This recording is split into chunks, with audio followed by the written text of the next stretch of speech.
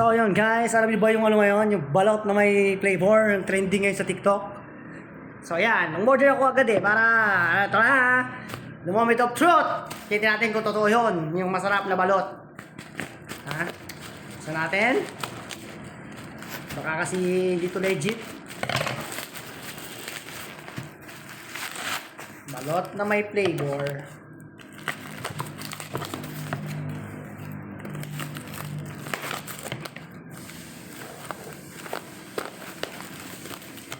Ayan.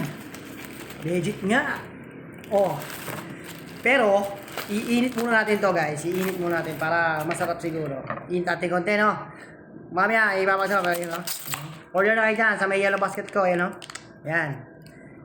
Balot yan. Balot na may flavor. Wait lang. Init muna natin siya para masarap. So, ito.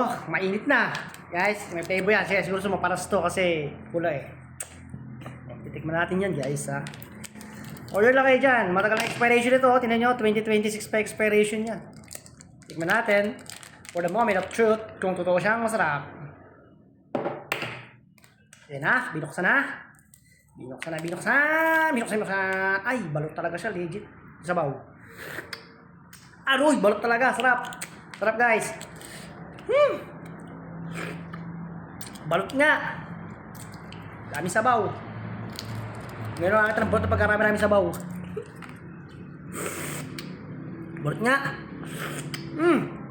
Balot talaga siya. Oh, may buto. May bato, may ano. Yan ha. Yan. Yan, legit na balot. Legit.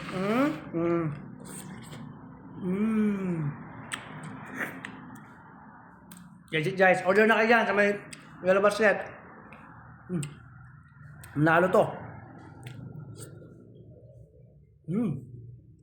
Balot. Pwede naman natin yung matamis.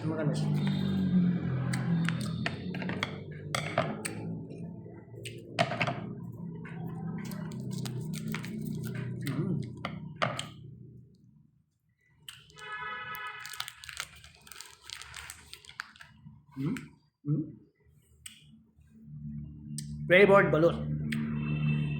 May dimple pala ako.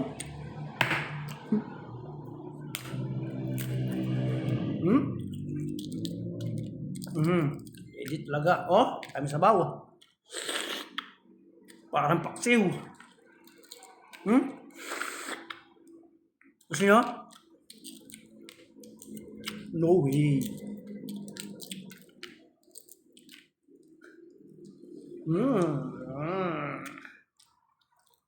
Balot nga ni, oh. Balot nga ni. Balot nga ni. Balot nga ni. Balot nga ni. Balot nga ni.